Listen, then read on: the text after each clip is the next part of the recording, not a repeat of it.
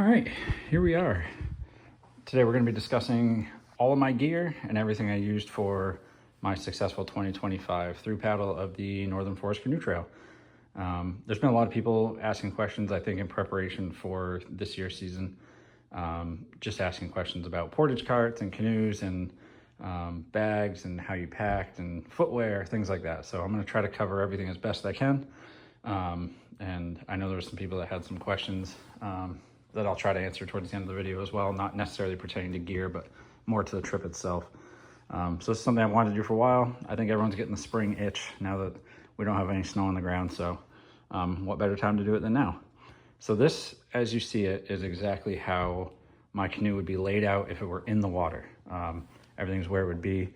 Afterwards, I'll take the cart out, show you how easy that is to assemble, throw that into the canoe, and show you how it would be for portaging, which if you followed any of my videos, you will remember that I did a lot of that. We had a lot of rain last spring, which made for some really, really high water for all the upstream sections, and I ended up portaging 186 miles.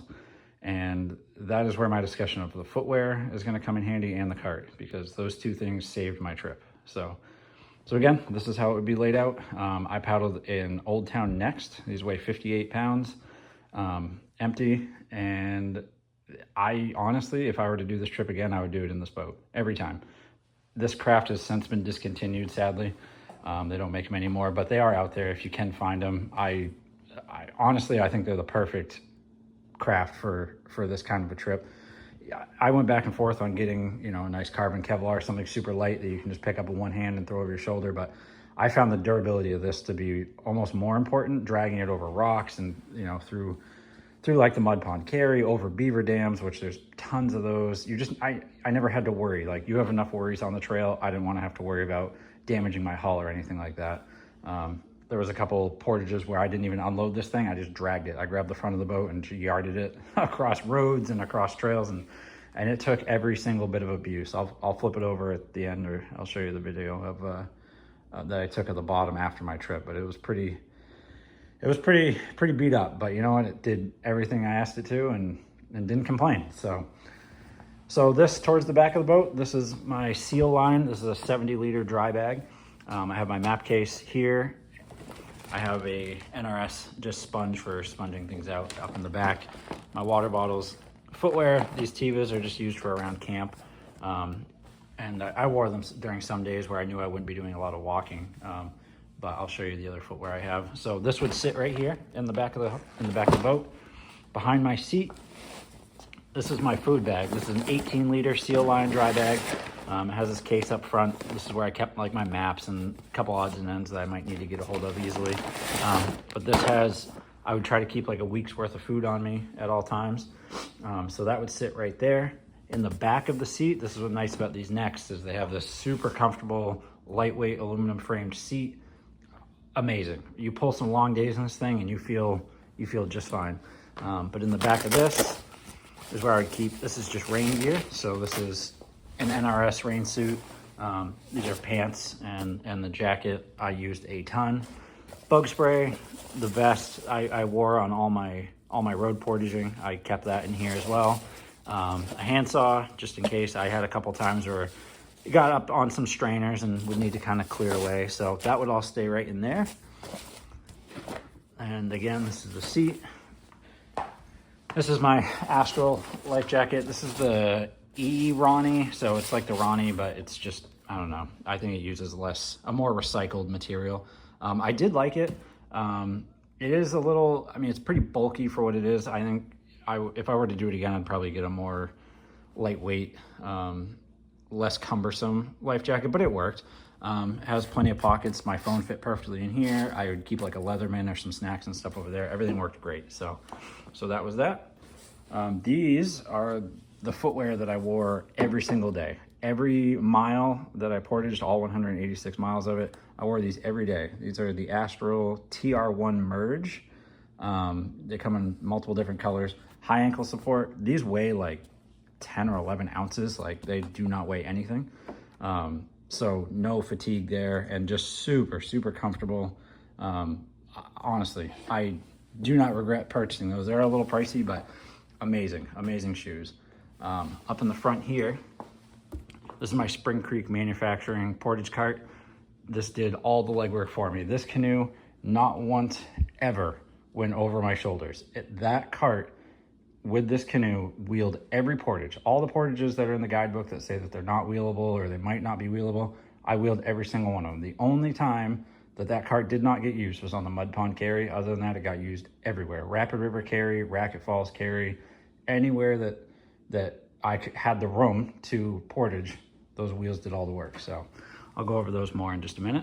I had a fishing pole here. I just drilled a couple holes in the gunnels, and I just used these little twist ties, and I kept that tidied up in there. I didn't fish on my trip nearly as much as I wanted to, but it was nice to have with me. Just a bow line here for when I needed it, like going up Little Spencer Stream. And then those straps down there just for the cart when it is under. So that's that. That was the extent of it. 2 bags, my seat with life jacket, and my cart, and that's how everything laid out. This cockpit here was all I needed for room. I didn't need anything else.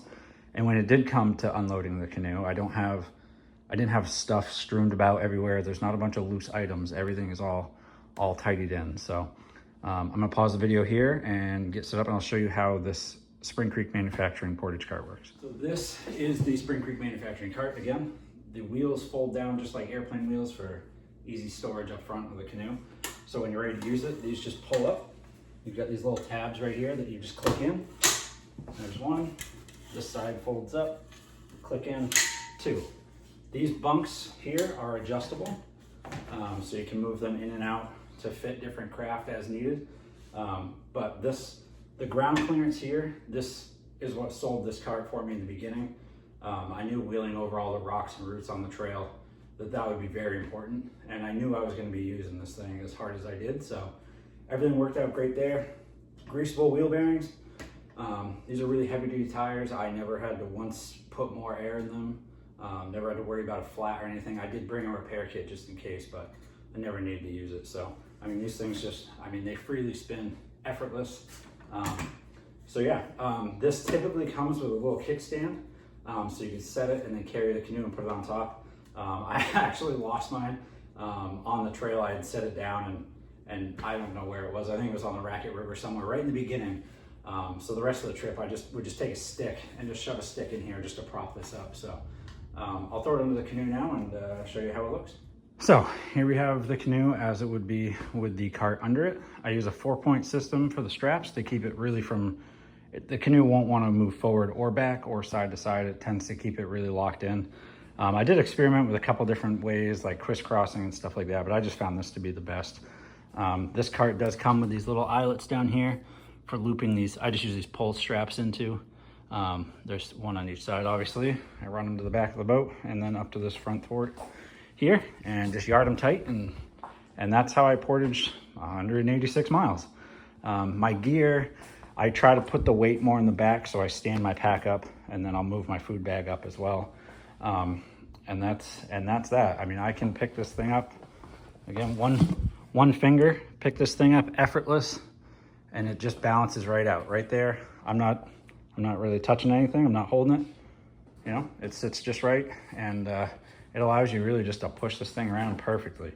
All the road walking I did, and I never felt that this was cumbersome behind me, and everything just worked out as it should. So if you can stomach the price of that cart, highly recommend. And again, if you have the room in your boat, I know a lot of people like the more modular systems that you can take down and break into multiple pieces just for ease of storage, whereas this one, it just collapses a little bit. So it does take up more room in the boat, but if you can find a way to use it, there's nothing else I would recommend more. So, and again, looking at the ground clearance here, you can see just how much room there is underneath that cart for going over rocks and roots. And I had a couple times where we'd hit some boardwalks and I was able to put one tire on the boardwalk and then the other tire was off of it, and it didn't hit anything, and I was able to keep going. So that's a look at that. So next we will, I'll bust open my bag and I'll show you how I had things laid out in there and just kind of go over a couple of the odds and ends that I brought with me on my trip.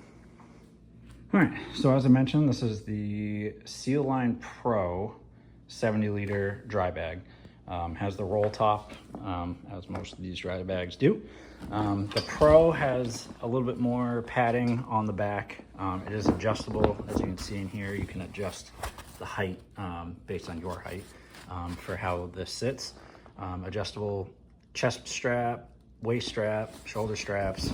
Very comfortable pack. I shouldered it before and it's great. Honestly, again, this is another one of those things where like I swear by it. I think this is one of the best things that you can buy. Again, on the outside, these are just Tevas. I would wear these around camp just to let my feet breathe a little bit. Wear these around my map case, my Through Paddler's companion. I brought 2 Nalgene water bottles and that was it. And then I'll show you my water filtration system that I used. So in here, I would have, this is just a mesh Sea to Summit bag. This is what all my clothes would go in. Obviously, I don't have them all in here right now. Again, I'm gonna try to do this one-handed, but one of the things that I recommend is convertible pants like these, because especially early in the spring, it's pretty chilly in the morning, and then by the afternoon, it warms up.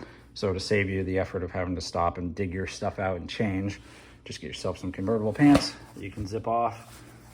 These are great, super lightweight. I brought 2 pairs of them, and that was it.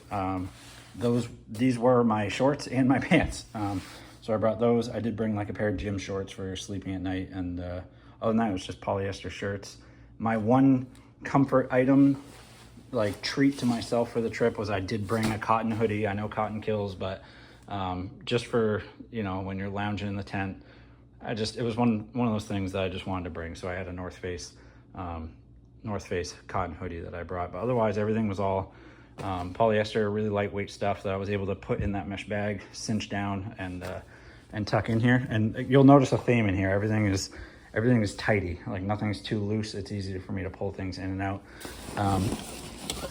This is a Eureka Trailfly 10 tarp. I used it once on the Allagash and that was it for the whole trip.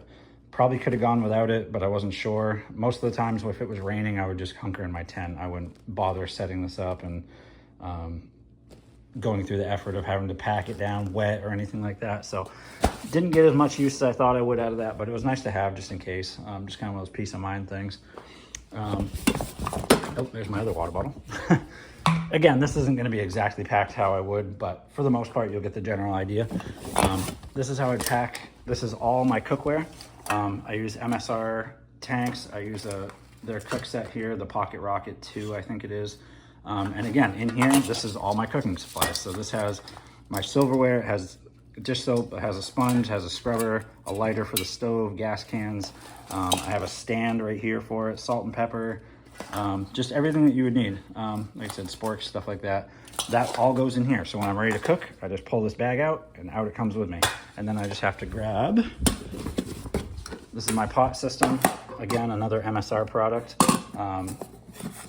Everything kind of nests into here. This pops open. I've got a plate, I've got a bowl, I've got a cup. I'm not even gonna bother trying to get this out with one hand. You get the idea. So all this nests right in here. This is everything I need. I didn't cook any crazy elaborate meals. I can go over food here in a little bit too. Just a couple of things that I have that I would bring with me. Pretty much everything was like a one pot system, just to save on space and save on effort. So I figure for 30 days I can suffer not eating like a king. So this all nests right in here again, and the lid goes on. This is all MSR stuff that I really, really enjoy. So that right there, that's my whole cook setup right there. That's everything I need, and worked out great. I always kept 2 cans of the MSR fuel on me just because if I didn't want to run out and not have one. So when one would get low, I knew I had another one on backup, and then whenever I came through a town with an outfitter or something, I could grab another one just to restock up. So that was that. This is the Platypus filtration system. I loved this. I was a little hesitant. I have always just been an iodine person. I've never really trusted the filters, even though obviously technology has come a long way. You have things like Life Straw and stuff like that that obviously work great. This was amazing because I got to camp, you fill the bag, hang it, and just let it work. So as it would filter down, it would take like 10 minutes probably to filter a whole bag. But I'd be setting up my tent and everything in the meantime. So by the time I was done, I had a whole big bag of clean water. And I can show you how big these are here. If I can get this out with one hand. Again, just a really great system. I never had any issues with any of it. None of the parts really gave me trouble. So again, these are the 2 bags. This is your clean bag. And so it's a 6 liter and the dirty bag. So the other part to this is when you hit sections of the river where it's advised not to drink the water due to pollutants or anything like that, farm runoff, I could fill this clean bag the night before and carry it. So I would have my Nalgene's, both Nalgene's full, plus this whole 6 liter bag full. And it has carrying straps. You have a cap that you can put on there. And I would have 6 extra liters of clean drinking water to get me through the next couple of days until I was past where I could start filtering and drinking again. So that was another great perk to the system. Highly recommend. Worked really, really well. So next item coming out of here, spatula. So this here is my miscellaneous bag. So again, everything stays tidy. Everything has a place. This has everything in it that I wouldn't necessarily need on the day-to-day, but stuff that I wanted to bring. It has first aid kit, trail pillow. I got after bite hand sanitizer, iodine tablets, a handheld Yahtzee game, a deck of cards, extra tent stakes, Q-tips. This is where my toiletries would go. Flex tape in case I ever needed that. Headlamp, everything, anything that you could think of. All the loose odd and end items that would typically just be rolling around in there all went right in here. So that was a fantastic way to just kind of keep that organized. Again, a bug net, definitely a good thing to bring. And again, if anyone ever wants me to go through more in depth on what all these items are like specifically, I'm happy to do that. But I think most of people who are watching this have enough experience to understand like what you should be bringing. So that is how that stayed. And then I just had last couple things. Sleeping bag, North Face. This is the Wasatch Pro. Great, this is a 40 degree bag. It worked out well for me. I had a couple cold nights in the beginning, but I just layered up. I just like how small this thing kind of packs down. It's not very big compared to obviously the size of my hand. This is my electronics case. So this would have, actually I have it over here. This would have some miscellaneous chargers and stuff like this in there. It would have my Spot X satellite messenger that I brought with me, just in case. And then this GoPro case is waterproof. Don't mind me, again, one-handed, but so all this would all be in here, and this is the battery bank that I would use. I don't recall all the specs on this, but I'm sure if you look up that model number there, you can figure it out. But this battery bank is incredible. It does show you percentage. It has all your different inputs and outputs.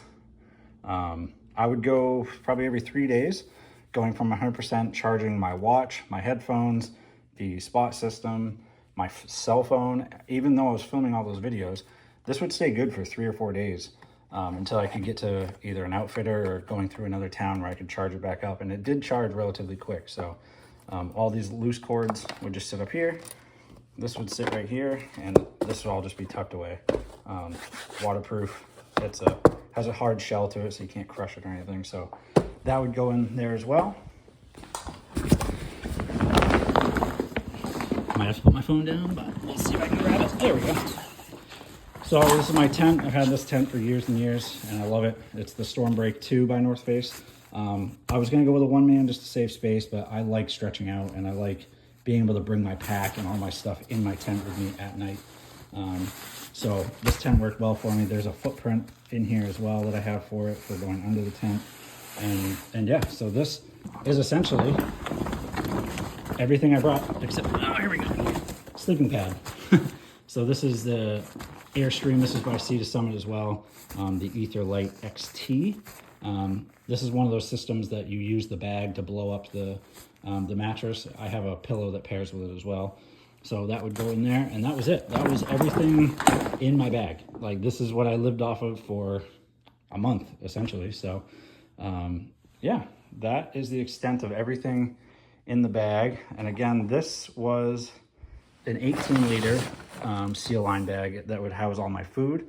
I'm not really going to go into meals too much, but I just did a lot of rice, a lot of pasta, things like that. You have the the packets of chicken that you can add in for some protein.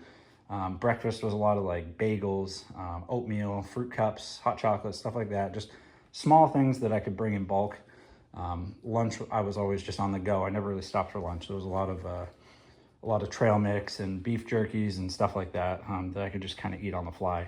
And then, like I said, dinners, rice, pasta, lots high carb, high protein. Nothing too extravagant. I wasn't one to bring dehydrated stuff or meats or anything like that. So this worked well for me. This was the whole setup. And now I'll run to my computer and I'll go over a couple questions that some people had about logistics and where you can find some grocery stores and water crossings and stuff like that along the way.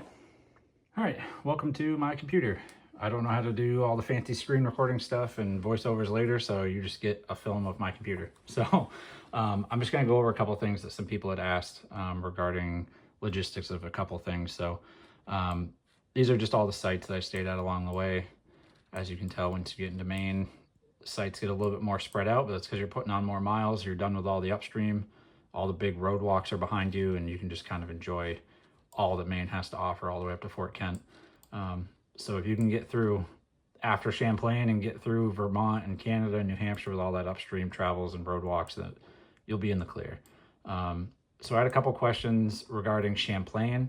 I stayed here at the Cumberland Head State Park campground. They weren't open for the year yet, but I was able to stay there. I'd asked someone, they said, just tuck yourself out of the way and you'll be fine. So I did that.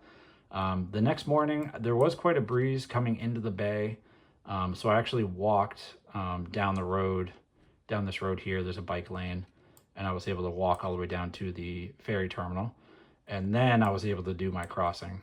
And I had a couple people ask about, big water crossings and stuff like that. And I mean, all I can really say is, the shortest distance between 2 points is a straight line. So if you can just shoot straight across here and then go up, you're going to save yourself a lot of time in this open water where the weather can become unpredictable. And you might run the risk of boat traffic or anything like that. So yeah, I just shot straight across and then went through the gut here and onto this side up to North Hero, to the general store. I was able to grab lunch and a snack there and then kept going. And I stayed on the top end here at this campground at Campbell's Bay. They have some amenities there. Was able to take a shower. For tenting, they put you up under these trees here. There's some picnic tables. I was the only person tenting. They seem to cater more to all these like seasonals, but they were happy to accommodate, and they know of the trail and of the people coming through. So I recommend staying here. Again, they have cold drinks, ice cream, food. They have some supplies if you need it. And again, some showers, flush bathrooms. So that's where I stayed after my Champlain crossing. This was all one day coming through here. It was a long day, hot one. It was the hottest day of the trip for me. Was coming across here. I got quite a sunburn. So that's going through there. I think another question someone had was about getting groceries along the way or supplies. Most of these towns like Saranac Lake, Plattsburgh, especially in Vermont, you're going to be going through a lot of major towns, I guess. Sheldon Springs, Newport, Vermont, Masonville. Those are all pretty sizable communities that have grocery stores of some kind where you can resupply on food and stuff if you need to. If you need something like fuel or something for cooking or something that only an outfitter is going to have, you're obviously going to be a little bit harder to come across, but they are around. Plattsburgh has a couple. Obviously Errol, New Hampshire, Rangeley, those are all good places out this way. And if you're in New York and you need something that early, again, Plattsburgh, Saranac Lake has a couple outfitters too there that will have something for you. So don't stress that. I mean, I honestly never put much thought into it. I never mailed myself packages. I just knew if I needed something, I could get to it. It's really not until you get into Maine that you're in too remote of territory. That's when you need to really start thinking about, do I have enough fuel to go for a couple days for food, stuff like that. Jackman, again, this is your final chance to resupply before you head out for your push to Fort Kent. It took me 7 days. I know sometimes it takes people 10, 14 days to get up to Fort Kent, so you just need to consider that. The grocery store is right here. They do have pretty much everything you'd need. It's not a huge selection, but I mean, if you've made it this far, I'm sure you've gotten used to eating some weird things. So that's your last chance, really, before Fort Kent. Obviously, Rockwood, you have the Birches where you can get a meal, but they're not going to have anything to supply you with. You would have to find a ride into Greenville if you really needed a resupply on anything. Obviously, you're not going this way, so that's not ideal. And the Northeast Carry General Store, they're going to have some odds and ends for you, cans of soup, snacks, stuff like that, but they're not going to have any of the major things that you need. So again, before you leave Jackman, I recommend taking a 0 day. There's a great hotel in town. That's what right here. That's where I stayed and took a 0 day. Did my last, this right here is a laundromat across the street. So I was able to do laundry, get my full resupply, and then just get ready for my final 7 day push up to Fort Kent. So I think that answers the couple questions I had. It was mostly the logistics of that. And then again, the big water crossings. I mean, I had a really windy day coming out of Canada over here. And this is tough. This Memphremagog, or whatever the name of this lake is, this whole shore over here is all ledge. There's, as you can tell, there's not really much for houses through here because it's a lot of ledge. So you don't have a lot of room to get out. You're very exposed, but you start on the shoreline and just work your way down and come down. When you cross into Canada, or from Canada into the US, there is a station here, but it's unmanned. You don't have to stop. There's nobody that's going to check you. What happens is there's an app that you're asked to download, and you just check in via the app. There is a customs building in Newport. You don't have to go to it. You do everything from the app. They call you to ask you a couple questions, and that's it. You just do it all from your phone. So coming down here, just another thing I'll note while I'm here, it was very windy for me, and it was coming from the north, and everything funneled into here, and it got really choppy. So I actually ended up getting blown into shore here and knew I wouldn't really be able to make this crossing safely. So I ended up portaging. I just took out on someone's property and walked through Newport to the hotel I stayed in here. Again, this is another place where I took a 0 day, just did laundry, kind of did some R&R. This hotel does have like a hot tub. If you really need a spa day, it's a good place to do it. So yeah, so that was a 0 day for me. Jackman was a 0 day, and then I had one in Saranac Lake just due to the weather. So those were my only 0 days, and great places to stay. I mean, honestly, great towns, great communities. Saranac Lake has great amenities and food. Newport was the same way, and obviously Jackman is just another great place to stay. So hopefully this has been helpful for some people, and I mean, even if it's only helpful for one person, I feel like it's worth it. So best of luck to anyone who's going out on the trail this year for 2026, and anyone who might see this and attempts the trail in the future. So good luck.